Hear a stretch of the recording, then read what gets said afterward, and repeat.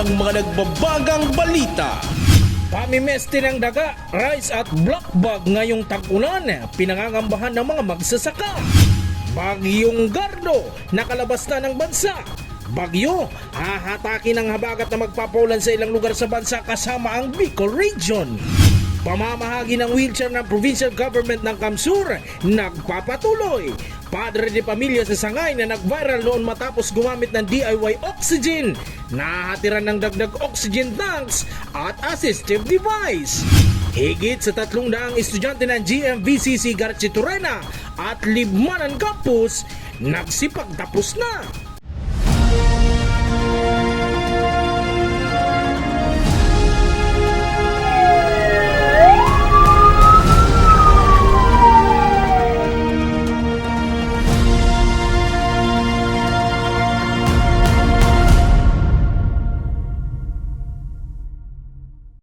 Magandang gabi, narito ang mga may init na balita sa Camarines Sur.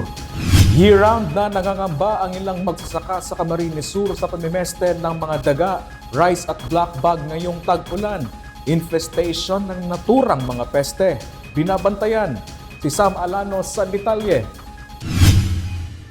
Hindi lang umano tuwing tag-init nababahala ang mga magsasakang sina Andre at Pedrito sa mga peste sa kanilang sakahan. Dahil kahit tag-ulan na ay nangangamba sila dahil sa pesting daga, rice at black bag na banta sa kanilang mga sakahan. Ayon sa mga ito, tuwing tag-ulan ay mas mataas ang tsansa dumadami ang naturang mga peste na hindi lang sumisira sa kanilang sakahan, nagpapababa rin umano ng kanilang ani. Yan lang. Kadako lang nag-aano, arogan marawat ang panahon. Si mga dumarapo, kadakol. Iyo talaga. Mga insekto kadakol, mga lokton, tayangaw. Ang argan, diyan nag-iiris na mga kino sa arog kayo, mga labot. Tayangaw po sa black bag sa kayang mga kino arog yan. Hindi mo lang po ang ang pistik ang pag-uma. Ay po, ini-spray man lang ng mga sa insekto. Sinusubukan pa ng news team na makuha ang pahayag ng Department of Agriculture tungkol dito. Ngunit laging paalala ng ahensya sa mga magsasaka na tiyaking insured ang kanilang mga sakahan para may makuha ang indemnity sakaling salantahin ng peste o kalamidad. Sam Alano, CSN.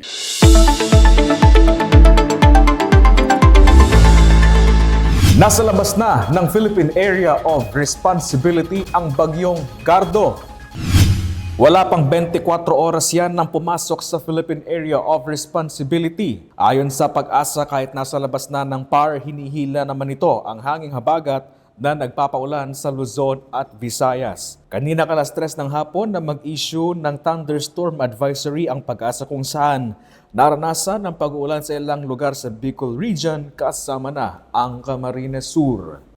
Arestado sa hot pursuit operation ng pulisya sa bayan ng Ragay ang 2 sa 5 umanong sospek sa pagnanakaw at karnaping sa Libmanan, Camarines Sur. Bago yan, nabiktima ng mga sospek ang isang 77 anyos na lalaking retiradong government employee matapos pwersang pasukin ng bahay ng biktima at nagdeklara ng hold up pasado alas 9 kagabi June 25 at pinagbantaan ang biktima na sasaktan kung hindi ibibigay ang gusto ng mga sospek. Tinangay ng mga ito ang SUV ng biktima na nagkakahalaga ng 1.7 million pesos, mga alahas, cellphone at mga susi ng sasakyan at motorsiklo. Matapos may report sa mga otoridad, agad na nagsagawa ng hot pursuit operation ang Kamsur Police Provincial Office at nagpatupad ng checkpoint at chokepoint operation sa mga karatig bayan. Pasado alas 11:30 ng gabi nang matagpuan ng mga otoridad ang SUV ng sospek sa barangay Panaytayan, Ragay, Camarines Sur at naaresto ang 2 sospek sa barangay Binahan Upper. Nabawi sa mga sospek ang ilang ninakaw na items maging iba't ibang kalibre ng baril at bala. Na-recover naman ang isa pang getaway vehicle ng mga sospek na SUV na inabandona sa barangay Liboro sa bayan pa rin ng Ragay. Nagpapatuloy pang investigasyon ng mga otoridad maging ang pagtugi sa mga nasa likod sa insidente. Hanggang sa July 31 na lang ang validity ng pag-extend sa mga nag-expire na driver's license, conduction sticker, vehicle registration at iba pa. Kaya hinikayat ng LTO ang mga motorista na huwag nang hintayin ang naturang petsa para magpa-renew. Si John Amador sa detalye. Sa July 31 na magtatapos ang extension ng mga nagpaso nitong Abril na mga driver's license, conductor's license, motor vehicle registration at iba pa. Kasunod yan ng utos ni PBBM na 3 months extension para makabawas sa bayarin ng mga motorista kasunod ng naranasan noong pagsirit sa presyo ng langis. Ang kumatandaan po ninyo, kang April, nagluwas kita ng memorandum circular ang samuyang opisina na starting April 15, extended po ang validity kang mga rehistro, lisensya, tapos itong pagbayad ng fines and penalties. Pero may nagluwas pong memorandum circular po uli last Friday na ito pong gabos na extension from April, May, June hanggang July 31 na lang. So hanggang gabos po, July 31. Kaya po nagpaso na po ang rehistro ng April, May, and June. Hanggang July 31 na lang po kamo, pati po itong mga lisensya na nag-expired sa bulan na yan, hanggang July 31 na lang. Paglampas pong July 31, pagpuon po ng August 1, may penalty na po. Kasabay ng nalalapit na pagtatapos ng 3-month extension, pinaalalahanan ng LTO ang mga motorista na wag nang hintayin ang July 31 para magpa-renew. Kapansin-pansin na rin ang pagunting pagdagsa ng mga motoristang sakop ng 3-month extension para magpa-renew ng kani-kanilang dokumento at papeles sa LTO. Sa ngunyan po halos day pa man, normal pa din, arog kan si dati. Kang in-announce po na may extension of validity, mostly nagdikit po si transaction kang opisina, dikit po ang nagdidigdig because of the extension. Pero ngunyan po na nagluwas na pong memorandum na publish na rin po na hanggang July 31 na lang. We expect po na baka by July 1st, mas madakol na po ang nagre-rehistro, nagkuha pong lisensya. Kung lisensya, ibig sabihin, hindi ka nag-undergo ng seminar kung how to drive properly, yung mga manners po sa pagdadrive, yung mga traffic rules and regulation. Kung di mo po rehistrado, ibig sabihin di roadworthy ang sasakyan mo. Kasi pag nagre-rehisto kita, ini-inspect po yan kung roadworthy yan So yan po yung sanga-sanga po yan na, na issue na dapat pag nagmamaneho kita, may lisensya kita, may rehistro kita. John Amador, CSN. Nagpapatuloy ang pagbebenta ng DA at NFA ng benteng bigas meron na sa piling sektor. Sa datos ng ahensya, higit nasa 21,000 ang nakabili ng benteng bigas. Si Regine Bues sa detalye. Umaabot na sa 21,253 ang mga benepisyaryong nakabili ng benteng bigas meron na o BBM rice ng Department of Agriculture o DA, Food Terminal Incorporated o FTI at National Food Authority o NFA. Batayan sa pinakahuling datos ng Food Terminal Incorporated mula June 8 hanggang June 15. Sa katunayan, wala umanong araw na hindi pinipilahan ng NFA Camsur Cam Norte branch ng mga kwalipikadong sektor tulad ng senior citizens, purpose beneficiaries, persons with disabilities o PWDs, solo parents, jeepney at tricycle drivers, gayon din ang mga RSBSA beneficiaries tulad ng mga magsaka, mangisda at farm laborer makabili lang ng murang bigas na malayo sa presyong nabibili sa mga pamilihan. Malaking kaginhawaan umano ito sa mga kabilang sa mga vulnerable sectors dahil malaki ang kanilang natitipid sa pagbili ng bigas. Kung umaabot sa higit 1,500 ang halaga ng 30 kilo ng bigas sa merkado, 600 lamang ang kanilang binabayaran sa ilalim ng P20 Rice Program. Maray na po ta. Siyempre, mga bagas yan, mahalo na. Mas maray po may 20 kilos sa bagas na. Ako lang tapang na po. Siyempre na, kung nagdamo ta, medyo barato. Ang ansa, kamong nagtitios. Dako lang tapang talaga. Iyan, 30. Ang pigbabakal mi po, katong Mayo pa kami 56, Mayo pa ni. O di ang 10 kayang 560. O di si 30, 1,680 na po yan. O dakula po bagang maray natabang yan. 600 lang ng 30 kilo. Salamat pong maray. Taigwang nagkuya na 20 kun lang ang kilo kambaga.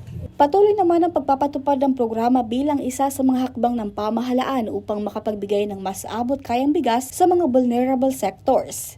Regine Bues, CSN.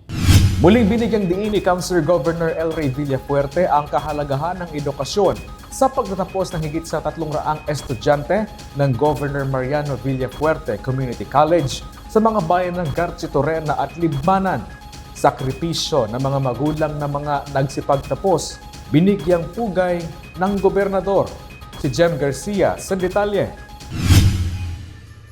Mula sa four corners of classroom na naging saksi ng puyat, dugot pawis sa 4 na taon sa kolehiyo, to the most exciting part, ang graduation, tunay ngang ang edukasyon ang maituturing na yaman ng higit sa 300 na estudyante na nakapagtapos sa iba't ibang kurso sa Governor Mariano Villafuerte Community College sa mga bayan ng Garchitorena at Libmanan. Ayon sa mga eskolar na nakausap ng news team, malaking tulong umano ang libreng kolehiyo para sa kanila, kaya naman nagpursige ang mga ito na makapagtapos. Ilan lamang sa mga estudyanteng ito ay ang mga nakapagtapos ng cum laude na sina Mary Joy at Baby Jane na kapwa-graduate ng BS Entrepreneurship sa GMVCC Libmanan. So, malaking tulong po yung naging ambag sa akin ng GMVCC Libmanan. Bukod po sa as a working student, binigyan po nila ako ng opportunity na makapag-aral ng libre, convenient po sa lugar ko, and at the same time, isa rin po akong scholar sa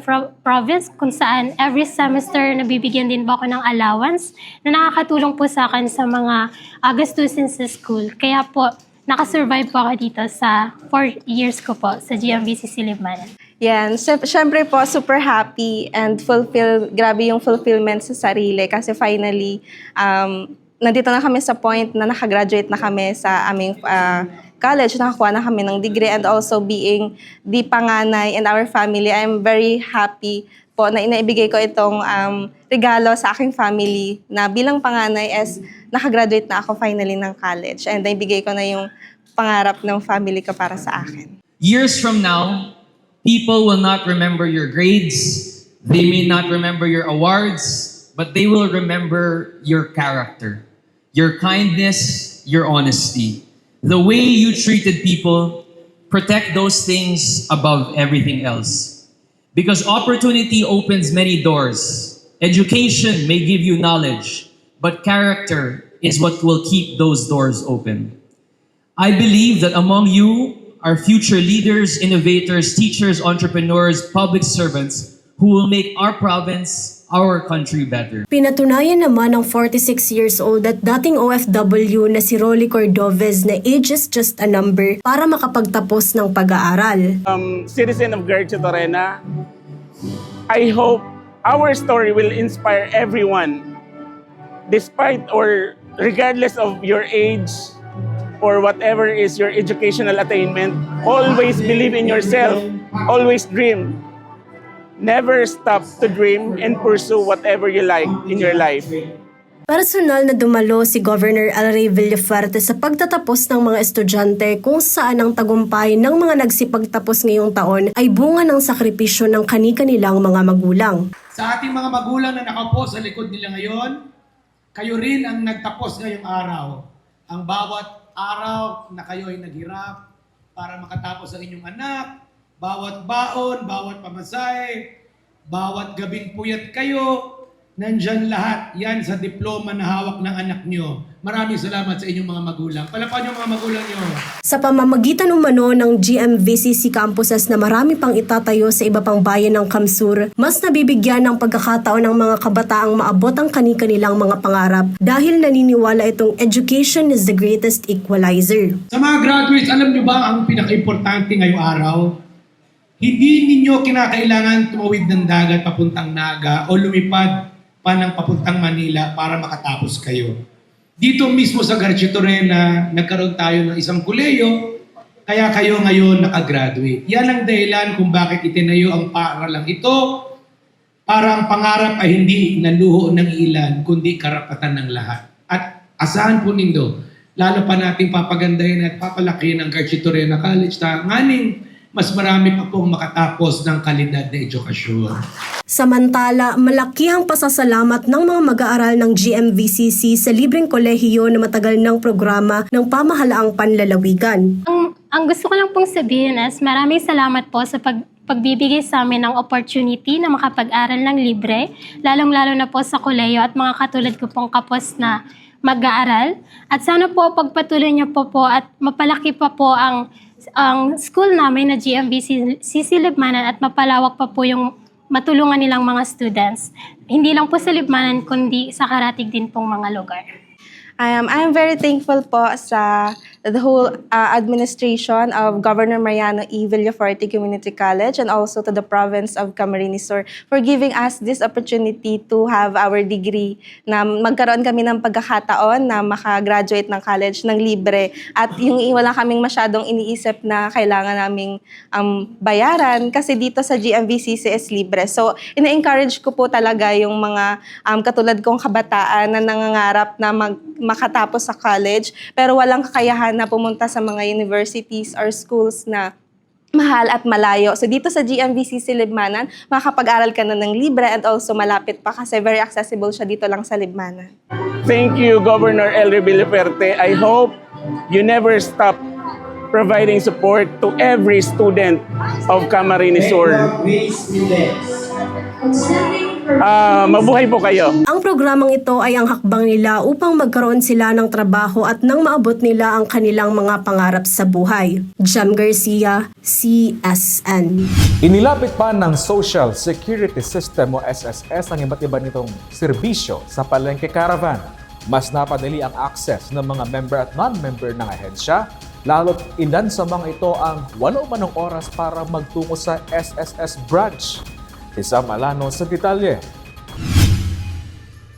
Mas naging madali at accessible para sa mga vendor, mamimili at iba pa sa Naga City People's Mall ang pag-access sa iba't ibang serbisyo ng Social Security System o SSS sa pamamagitan ng sinagawang SSS E-Wheels Palengke Caravan. Layo ng programa na mailapit ang mga pangunahing serbisyo ng ahensya, mga member at mga non-member ng SSS, lalo na sa mga nasa informal sector. Kasama sa mga alok na serbisyo ng SSS, SSS number registration, My.SSS registration, member data change, verification ng SSS record at contribution at marami pang iba. Ayon kay Janet John, bagong miyembro ng SSS, malaking tulong umano ang pagdala ng serbisyo sa market dahil hindi na nila kailangang pumunta pa sa SSS branch para magparehistro. Dahil po, first time po. Mas naano talaga ako magpa-register kasi mas madali di kaysa duman sa office talaga siya. Mas haluy ang proseso.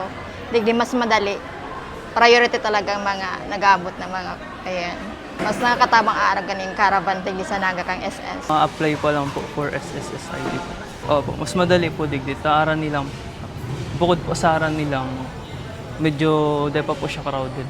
Ayon sa SSS Naga Branch, patuloy nilang nilalapit ang kanilang mga serbisyo sa mga komunidad upang mas maraming Pilipino ang makinabang sa mga benepisyo ng SSS. So nailing po ni SSS na ang kadifisilan kang sarong miyembro, lalong-lalo na digdi sa satong mga market vendors na maghali sa saindang mga pwesto para lang makuaninda or maisagibo ninda ang transaksyon sa samuyang opisina. Kung kaya naman, naging obheto ni SSS na irani ang serbisyo ni SSS mismo sa satuyang mga market vendors digdi sa public market. Samantala, patuloy namang hinikayat ng SSS ang mga miyembro at hindi pa rehistradong manggagawa o nasa informal sector na samantalahin ang mga gantong caravan upang mas mapadali ang kanilang mga transaksyon at matiyak ang kanilang social security protection. Sam Alano, CSN. Maliban sa dagdag na oxygen tanks, hinatiran ng provincial government ng Camarines Sur ng assistive device na wheelchair. Si Tatay George Bonancia ng Bayan ng Sangay. Siya ang padre de pamilyang nag-viral matapos gumamit ng DIY oxygen. Narito ang ulat. Hindi maiwasang maluha ni Tatay George Bonancia ng Barangay Sibagwan sa Bayan ng Sangay, Camarines Sur nang matanggap ang wheelchair mula sa provincial government ng Camarines Sur. Si Tatay George ang padre de pamilyang nag-viral sa social media matapos gumamit ng pinagtagpi-tagping kalendaryo, timba, plastic bottles at clip fan bilang alternatibong oxygen. Dahil sa kanyang kondisyon, hirap nang makalakad si Tatay George. Ngunit dahil sa hatid na assistive device mula sa probinsya, ay makakapunta na siya muli sa gilid ng dagat, tanaw ang magandang karagatan ng Bayan ng Sangay. Minsan mula ako mo, puro pasyar po sa may dagat. Mag-ano sa gilid ng dagat pag-amay.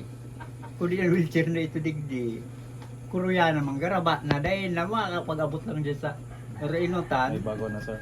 Mayo na malat baklay kami kaya bit-bit ang wheelchair.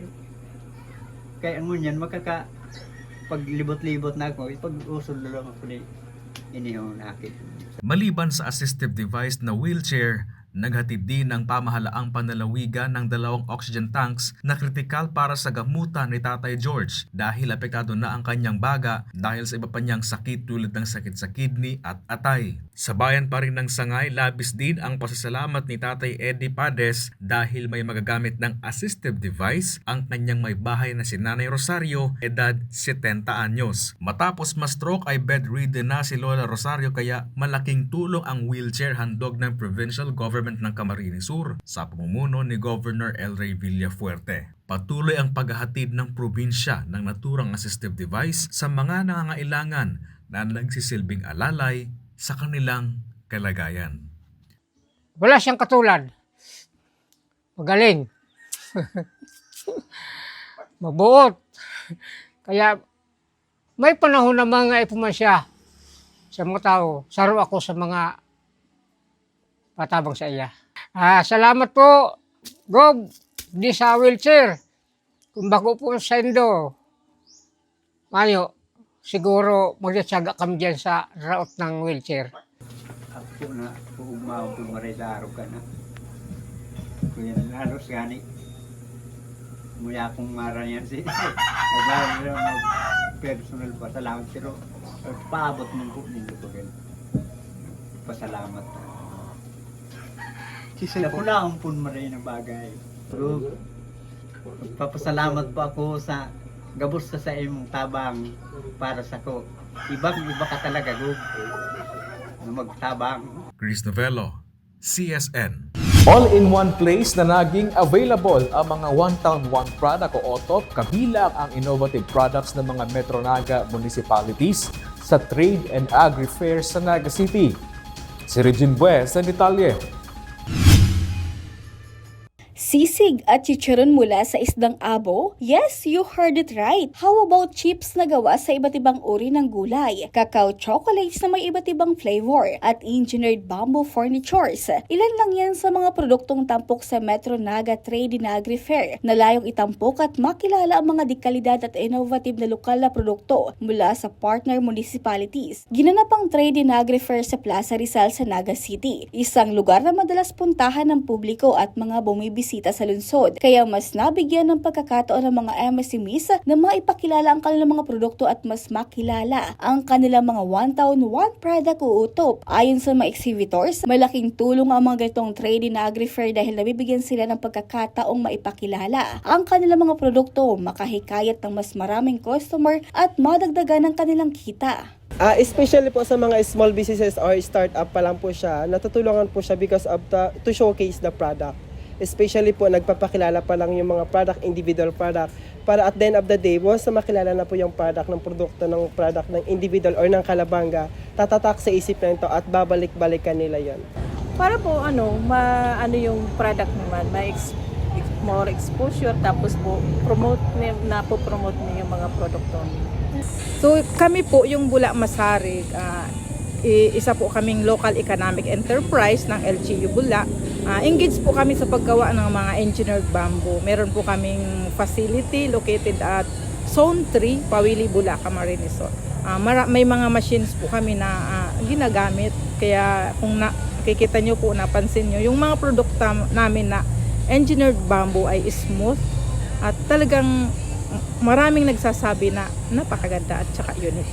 Masaya po kami na isa kami sa na-invite ng Metro Naga sa ganito pong trade fair kasi po hindi lang ito nagpapakilala ng turismo sa aming Bula kasi yung bamboo kawayan isa po ito sa turismo maraming bumibisita sa amin mga kahit sa mga galing sa iba-ibang lugar at nakikilala po yung Bula bilang bamboo town o bamboo village po ng hindi lang Bicol region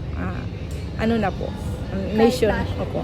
Kasi sa katunayan po kami lang yung Bula Masarig lang po ang mayroong bamboo hub sa entire Southern Luzon. Kabilang sa mga bayang may mga booth sa Plaza Rizal ang Minalabak, Kamaligan, Bombon, San Fernando, Pamplona, Pasakaw, Gainsa, Bula, Magaraw at Calabanga. Nakiisa rin ang bayan ng San Pascual mula sa probinsya ng Masbate. Samantala, inaasahang sa pamamagitan ng mga ganitong aktibidad, mas lalong makilala ang mga utop ng bawat lokalidad habang nabibigyan ng mas malaking pagkakataon ang mga MSMEs na mapalawak ang kanilang merkado at mapalago ang kanilang negosyo. Regine Boy, CSN. At yan ang mga maiinit na balita ngayong araw sa Camarines Sur. Kami ang Kamsur News. Sa popo si Chris Novello. Diyos mabalos sa pagtitiwala.